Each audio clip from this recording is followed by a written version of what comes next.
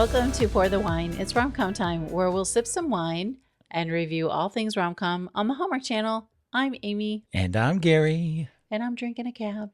Yes, we are. Are you drinking one too? Yes, right here. And we finally put our Christmas trees away. It is mid-January, there's nothing 2026. behind me anymore. I know, it's so dark. I needed a little more time with my trees. Yes, we both did. They look so nice, and it just lights up the house. Yeah, it does. And now it's just dark and cold, dreary and empty. Like my soul. Like your soul. Yeah. Like January is. It's such a bummer, man. It's such a bummer. But I mean, it's good. They needed to be put away. And there is something to be said about, we don't have a lot of clutter. So now things are back where they should be. Yep. It's fresh, even though it's dark, a little empty, but it's still fresh. Yep. Yeah. We're moving forward. Moving forward. Today, we are going to be reviewing The Christmas Baby. It originally aired on the Hallmark Channel on Saturday, December 21st, 2025. So we are kind of keeping the Christmas spirit alive. Yes, we are. We're going to do that. We're going to drop Christmas content on Tinsel Tuesdays throughout 2026. We started doing that in 2025 for most of 2025. So we're going to continue that. And The Christmas Baby actually was something we drew to review that particular weekend in Countdown to Christmas. And we just, with everything going on, we just did not get to it. We sure didn't. And there was a lot going on. Yeah, we kind of, life was lifing, as they say. And we just did not get to it, but we are happy to get to it today. And moving forward, there were other movies that we did not draw to review, but we watched everything. And we're looking forward to reviewing those as well. Yes, and it's a lot of stuff. So yeah, we liked a lot. We liked several movies this year. Yeah, and Countdown to Christmas. Yes, yes. But here we are dropping this one. So if you listen on Apple or Spotify, you can drop us a review or some stars. And if you want to watch and listen, you can hop over to YouTube at Pour the Wine, It's Rom-Com Time. Hit the subscribe button so you don't miss any of our new material. Don't miss any new content. That's right. And yeah, I think you can just do stars on Spotify, but Apple allows you stars and a review. So if you have time, we would really, really appreciate, hopefully it's a positive review. Yes. We hope. And if you know anyone who enjoys Hallmark and you think would appreciate our podcast, we'd love for you to share it.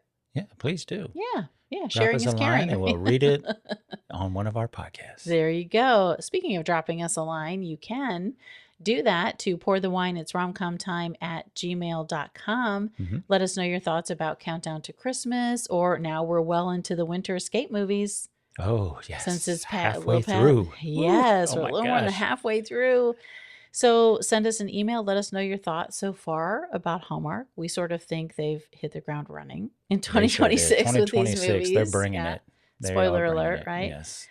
So send us an email and let us know. We may read it on the podcast. Yeah. So let's tell the folks who's in this one. The folks. We're going to tell the folks who's in this one. Allie Liebert plays Erin Pinelli. Allie has been in several Hallmark movies, of course. After looking over her IMDb, I think her first Hallmark film was in 2012. Oof. I believe, unless I need to go a little further back. And that movie was Love at the Thanksgiving Day Parade. Oh. Some of her other Hallmark movies include Three Wise Men and a Baby and Three Wisest Men, Love of the Irish, and Every Time a Bell Rings. Oh. Allie has also dipped her toes in directing. So some of her Hallmark directing credits include Love of the Irish, Deck the Halls on Cherry Lane, and Time for Her to Come Home for Christmas. Okay. All right. Katherine Barrell plays Kelly Townsend, and Aaron and Kelly are a couple in this movie. We just saw her in 2 episodes of season 2 of Mistletoe Murders. Some of her other Hallmark work includes A 90s Christmas, Shifting Gears, A Tale of Two Christmases, and she played Joy Harper in the series Good Witch, which we loved. Go watch it. So good. Binge it. Barbara Niven plays Betty Mitchell. Barbara, of course, is a Hallmark staple who has starred in a ton of Hallmark movies, including the Hannah Swenson mystery movies, Leah's Perfect Gift, Christmas at the Golden Dragon, Ms. Christmas Comes to Town. We loved her as Megan O'Brien on the series Chesapeake Shores. Another good binge watching series. Such a good binge series. And that one actually, Chesapeake Shores, started in 2016. There's this whole thing on social media now about 2026 is the new 2016. So people are posting like their pictures from them or their projects they were working on in 2016. And so Chesapeake Shores, it's a great time to start it then, since 2026 is the new 2016. Start and binge. I don't remember how many seasons there are of that. 4 or 5 maybe? I think so. I think it's 5 maybe. Yeah, I can't remember for sure. But yeah. But there's enough to keep you, it's binge worthy. Yeah, it is. That. Other cast members include Rebecca Staub as Joyce Townsend. So she plays Kelly's mom, which is played by Katherine Barrell. Catriona Murphy plays Angie Pinelli. She plays Allie Larder's, Aaron's character's mom. Robert Wilson is Mr. Seltzer. He is their neighbor. Sydney Scotia is Stephanie. She is the coffee shop girl. Right? And Lucas Grasmick is Nicholas, the baby. The baby, such a cute baby. Baby, such a cute baby. Oh gosh, adorable in this. He is. Can you imagine being in a movie and being like, "Oh, that was me," That was me when I was a little baby. Ago, I was in the Christmas Baby. Yeah, pretty cool. I know. Would it be cool if he ends up doing, as he grows, he's in more movies? If he stays an actor. Yeah. Pretty cool. Right. Well, the director of The Christmas Baby is Eva Tavares. Eva has directed a few music videos and shorts, but this is her first directorial debut. She's no stranger to Hallmark, though. As an actor, she was in a handful of films: A Royal Montana Christmas, all 3 Cherry Lane movies, and Easter Bloom. And she also played Christine in the national tour of Phantom of the Opera. We love Phantom. Yes. Oh my gosh. And we saw it in New York on Broadway. We did. We got to see it on New York. Oh my gosh. One of my all-time favorite memories of us going to see Phantom of the Opera on Broadway. Oh gosh. I was not okay when we left that. I know. We were not okay. And guess what? It was during Love-uary. Yes, it was. Our own Love-uary in New York City in February. It was freezing cold, but we were warm on the inside. Topher Payne is the writer on The Christmas Baby. Topher has written 5 other Hallmark movies, including A Christmas to Cherish, Roman Love, A Gift for Christmas, Broadcasting Christmas, and My Summer Prince. Oh, very cool. Yeah. So, time to drop the synopsis. Time to drop the synopsis. And you know what? I think I just put it away, so I'm going to have to pull it back up. It's my fault. That's okay. A couple receives a baby boy before Christmas with a note meant for them. While temporarily caring for him during the holiday rush, they navigate their relationship, careers, and the foster to adopt process. Crazy, crazy, crazy. Now, this is the point in the podcast where if you haven't seen it, stop, go watch it, come back, let us know what you think. Right? Or do it. We might give away spoilers, or we will give away some spoilers. Right. Yeah, but that's okay. Yeah. So what did you think? I think that first off, I will say, I really enjoyed it. Yes. I think that Hallmark is doing a great job at telling stories like this, not only about the couple, but it's about adoption. It's about relationships. It's about careers. It's about babies changing everything in your life, right? Like what you're going through. So I thought it was really, really well done. I loved Allie and Rebecca in it. Right. I thought they were cast perfectly for their roles because,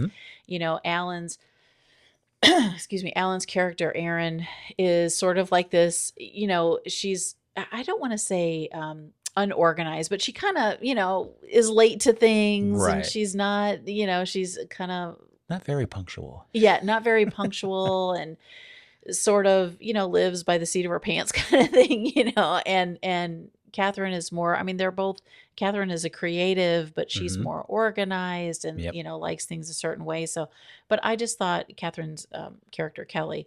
So I thought Aaron and Kelly as a couple worked really well because they're the same, but opposite a little bit. So I thought they both played those roles really, really well. And I thought the cast was great, the supporting cast, the actors who played their friends and their parents. And I thought it was just it was a realistic look at a relationship who maybe didn't decided they didn't want a baby, and then, when they have the opportunity, they kind of, question whether they do, whether they don't. Right. Should they not? One really wants one. Can things change in a relationship if you've decided not to? Is that okay? So I think, and how do you handle your career then? What do you do? Right. So I thought it was really well done. I mean, I enjoyed it. What about you? I agree with you. It definitely pulled at the heart, Yeah. Yeah. There were some scenes that we teared up for sure. Yeah. To me, it was more real life episode or movie from Hallmark. I loved their relationship, like you said. The supporting cast was awesome. But what's funny is Erin, she's more of the kind of neat type person, but she's late. Whereas Kelly is more of the messy type person. Well, that's a better description. She's always on time. Yeah, that's a better description. Yeah. So when you throw a baby in the mix, right, now you have to incorporate the baby into your everyday routine. Yeah, those pesky babies, right? Darn it, They ruin your routine. You can't just go down to the coffee shop and get you a coffee. Oh, you can. It's just going to be a different experience than what you're used to. So I, too, really enjoyed this. Yeah. I guess there isn't really a meet cute because it starts out, well, we meet them, right? Right. So we meet them and they're already married. Yeah, they're already together. Yeah, which is cool. It's cool to jump into someone's story like that. I kind of like that it started that way. I thought that was cool. Yeah, me too. So let's talk about some favorite scenes. All right. I'll start with when Kelly has the baby alone for the first time and she's in the garage. It's so funny because she doesn't know what to do. And she's working on the set for the local theater. Right. So she's doing some sanding, she's doing some drilling, and you just add this baby to her everyday routine and she doesn't know what to do. Change diapers, feed the baby. And then comes the neighbor, right? Which I thought it kind of reminded me of Mr. Wilson, the neighbor across the fence. Yes. Wilson. Wilson. On Home Improvement? Mr. Seltzer. What is it? Seltzer. Yeah. Who is always coming over and asking, do they really got to make that much noise at night or in the morning? And then he talks about, is the baby going to cry all day long? But that was one of my favorite scenes. When I think I got a question since you brought up Mr. Seltzer. So he's like this, cranky neighbor, right? This cranky next door neighbor. And I'm like, how close are the houses that he heard what was going on inside of her house, like the sanding of something down? I was like, are your houses I mean, I know houses are close, like we're close to our neighbors, but I'm like, would you hear it that loudly? You might. I mean, maybe, I don't know. Depending on where your living room is. And then the nerve to go over there and, say something. And complain. Yeah. Not quite fun. Yeah. So what was one of yours? So we didn't really, kind of set up the premise where the baby's dropped off. Erin's at work. She's in the back. Yes. Right. And the baby's dropped off. This is aside from my favorite scene. So the baby's dropped off and she picks up the baby and then she goes, she sees the baby. There's a note for her and for Kelly to take, they're giving the baby to her and Kelly. Right. And she goes to an event and So then they have this baby. Barbara Niven comes in. She's a social worker. She's so good as a social worker. I really appreciated her character. I'm calling her a social worker. I don't know officially. Isn't that what she was? Sort of fostering the adoption process and, kind of, but, that aside, so Aaron and Kelly decide that they need help, right? Probably from their parents, but they don't want to tell their parents. But then Aaron's like, well, I'm just going to because they're trying to figure out who the mom is, right? So, because they're not sure who left them this baby.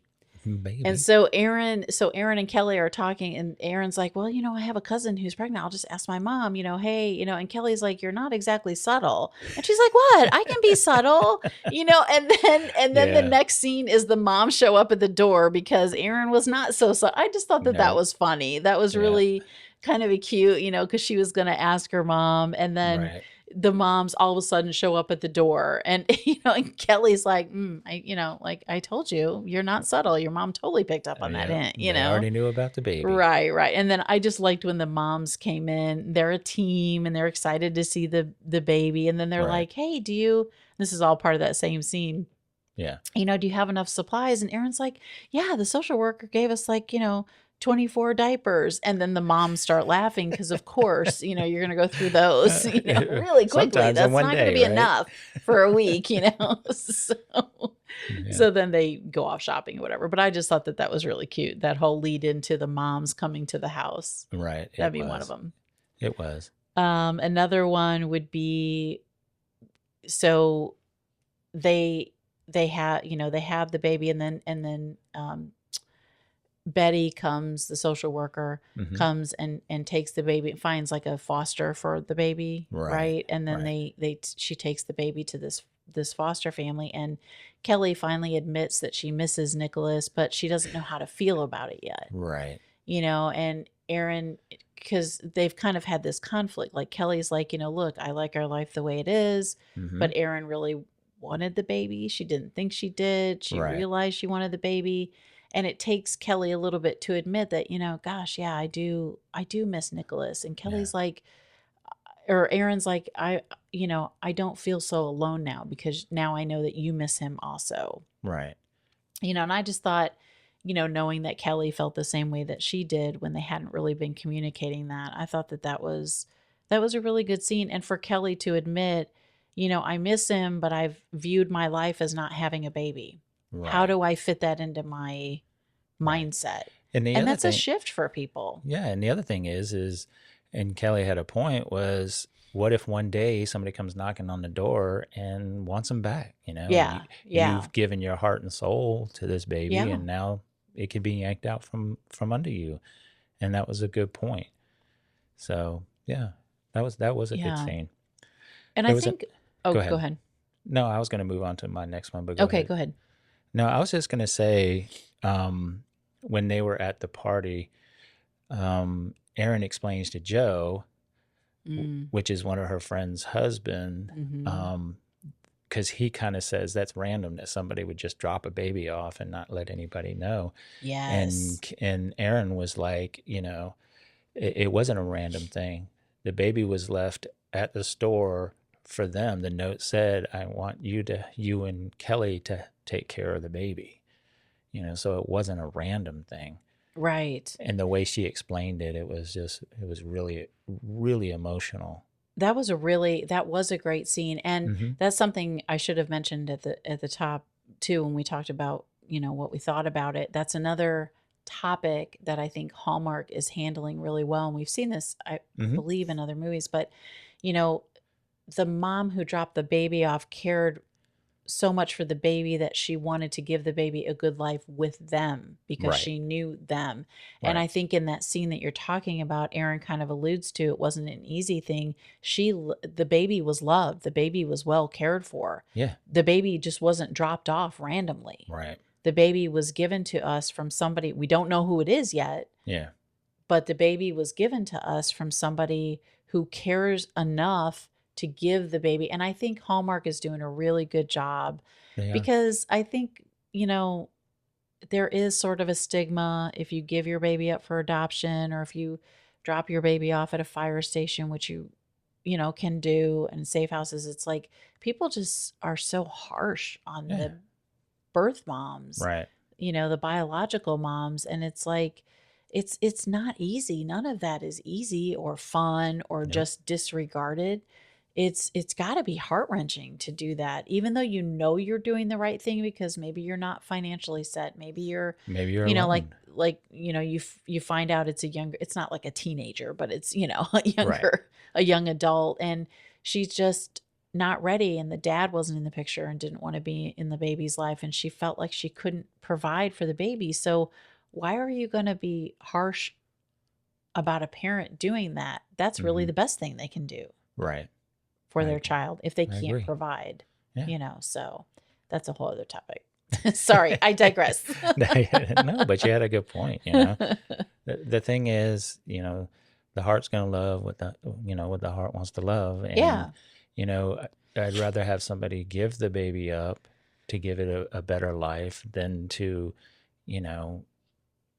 maybe struggle throughout their time with the baby, and, things happen. So, I think Hallmark did a good job on that. Yeah, I think I agree. I agree. So another one of my favorite scenes was when Mr. Salsa comes over, because, there was a lot of back and forth with Kelly and Aaron giving the baby to the social worker. And yes. And there was a scene where he comes over and is like, "Where's the baby? Why isn't there any crying? Why don't I hear the baby crying?" Yeah, he's like this. Yeah, and he takes a walk with Kelly, and he explains, his situation, and he was kind of explaining it using the dog that he was walking, and she's like, "Are you really gonna compare the dog and you to a baby and us?" And he's like, "No, not really, but it's kind of the same thing. It's kind of an analogy a little bit, right? He came along when I needed it, and I came along when he needed it. So, and that's what he was trying to explain. That was a cute scene. Yeah. That was cute, because he's this, cranky guy, but he's not, he's a little bit cranky, but he's actually a nice guy. Right. And he kind of helps her a little bit. And she's like, "Are you being nice?" And he's basically like, "Don't tell anybody. Don't let it get out." Yes, it was so cute. So it was, it was cute. It was cute. I think that's something else I wanted to discuss, because a theme here too is, one of Kelly and Aaron's, disagreement, they agreed that they were not going to have children. Neither of them wanted to have children. And, Kelly's big thing was, she was always, what did she say? She always had to compete for attention. That's why she wanted it to just be her and Aaron, because, she had her full attention. And before I say what Aaron said, I think the only part about this that I think people should consider is, if you go into a marriage with that agreement, if one side changes about a baby, I don't think it's fair to be mad at the other person who maybe still doesn't want one. Right. I don't think that that's fair, because people change, people evolve. Once you have a baby, like this baby was, given to them in a secretive way, but, kind of like, "Here, I want you, I can't take care of him."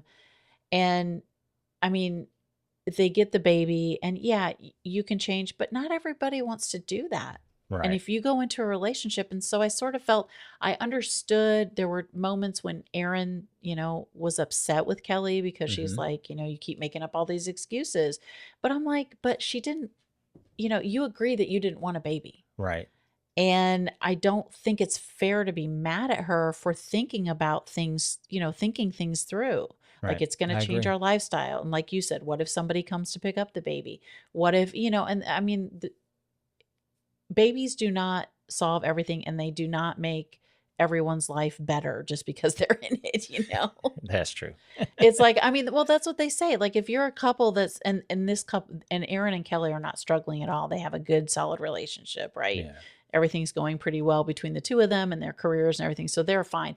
But I'm talking about couples who may be having problems. They think the baby is an answer, and it's not, So I just think that it was a little bit unfair to Kelly at times. Right. With Aaron being upset, And at the same token, I mean, Kelly has to understand that I guess Aaron changed also. Right. She's like, well, I said I didn't want one, but man, when I was holding Nicholas, it changed things. I realized I wanted a baby. And then that's when, and then Aaron does say, I don't think love is divisible. Love is infinitely shareable. Right. And I was like, ooh, that's a good That's line. a good, yeah. That's a really good line. Love is infinitely shareable. So, right. She was telling Kelly, you'll have my attention just as much, but now we'll have this baby and I can share my love. It's not, right. I don't have to split my love in half. It's going to be shared with both of you. So exactly. Yeah. Well, another one of my favorite scenes was when they had the house inspector come in to make sure. Yes, I had that also as a favorite scene. Yeah. I mean, that was a very emotional scene when Kelly tells the story about the fish and what the fish does. Yes. When their home is destroyed or whatever, they move it to another clan. Yeah. And I can't remember what the fish was called, but that was a really, really good scene. And afterwards, the inspector was like, now you just have to write that down. You have to write it down, right? Because they need statements on why they want to be parents because they've gotten the baby back and they want to move forward with adopting the baby, even though they still don't know who the parents. I had some tears. Yeah, yeah. Even though they don't know the parent yet or the mom, they don't know who the mom is yet, and they're still trying to figure that out. But they've decided that they want the baby, so they get the baby back from the foster family where the baby was, right? And and what is Betty? She says something to them like, I told that foster family it was only going to be a couple days anyway because I had a hunch you guys were going to want the baby back. That was kind of cute. That was cute. It was. Because I'm not, I'm usually not wrong about that. I have a good instinct about that. So I thought that was cute. Yeah. And then, and then Kelly's speech to that guy was really, really good. And really powerful. You can kind of see, so it's who'd you say he's the, for the adoption, he's like the home inspector. Make sure that the house is like the home visit. Yeah. Right. And so, and you can see Aaron's kind of trepidatious about what Kelly's going to say because Kelly's sort of been on the fence about it. She wants to, but she's a little scared. But then she gives this beautiful speech and Aaron's kind of like, okay, like that was really good. It was funny. It was really good. Another favorite scene, my final favorite scene would be when the birth mom officially asked them to be the parents. They find out who the birth mom is, and we won't give that part away, but they do find out who it is. And, and I liked that they had Betty say, because the birth mom wants to meet them, right? And Aaron's like, what would you do? What do you say? And she basically says something, I think I wrote it down somewhere, but something like, I'm always in favor of kindness wherever you can give it. Right. It's something to that effect. So show her some grace. And so that's what we were talking about earlier that Hallmark does so beautifully is the birth mom. It was just really, really well done and well handled in the movie about the birth mom. So the birth mom does meet them. She knows it's the right decision.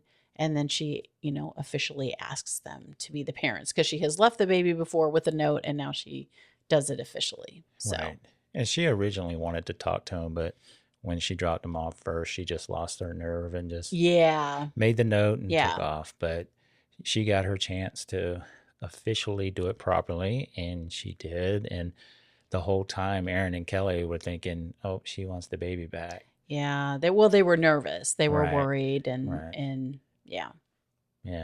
And then they had, of course, all their family members were hidden at that point. I know. So Aaron and Kelly were having their Christmas Eve party and they made all the family members hide when she came to not overwhelm the birth mother. So it was good. It was a good really scene. Good. Yeah. So you have any cheers? Cheers. None. No.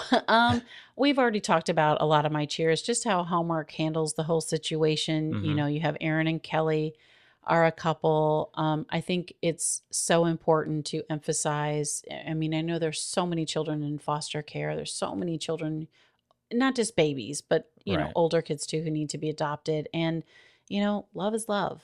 Yep. And if you have a happy couple who can take care of a baby or, an older child. I know they're older children, I think. And I just think that Hallmark handled it beautifully in this movie. I think they handled the birth mother situation. I really liked that the social worker, Betty, was really kind and giving, because social workers get a bad rap too. Yes, they do. And she was really, she worked all night to, get paperwork to them, to get them in front of a judge, to, to do all the things for them, because she believed in them. She saw them. And, so I just thought the cheer would just be how they handled all of those topics throughout this film. Yeah. It was really well done. And they made Stephanie a good person. Yes. Who just wasn't ready to raise a child. So yeah. That was my cheer. Yeah, that was good. So did you have any jeers? The only jeer, I talked about the cranky neighbor, Mr. Seltzer. I didn't understand he could, but I guess you can possibly. I don't know. Yeah. Yeah, I guess. So, no, I didn't really have any other jeers other than that. Did you have any? No. I don't think there were any green screens. No. We didn't have to worry about that. Drama. Yeah. No. in a good way, so. Yeah. All right. Well, is that a wrap? Do you want to, how many? Oh, that's right. How many ornaments would you hang on the tree for this one? I'm going to give this one 3 3/4. Oh, 3 3/4. Okay. I think I will do the same. I'm going to do a 3.75. There you go. For this one. Yeah. I enjoyed it. I really enjoyed the way it was produced. I enjoyed the way it was directed. I mean, I think overall they did a really, really good job. Yeah. Handling all of the topics that were in, and there were several, right, in this particular movie. So, I give it a 3.75. Okay. So we're the same. Yeah, we're samers. We're samers. Yeah. We're samers. All right. So now is it a wrap? That is a wrap. Now that we've officially awesome. hung our ornaments on the trees that don't exist anymore. I know. It's not there. But it will be. I know. It will be before you know it. Well, thanks for listening and watching. Yeah. Be sure to follow us wherever you get your podcasts so you don't miss a thing. Until next time. Cheers.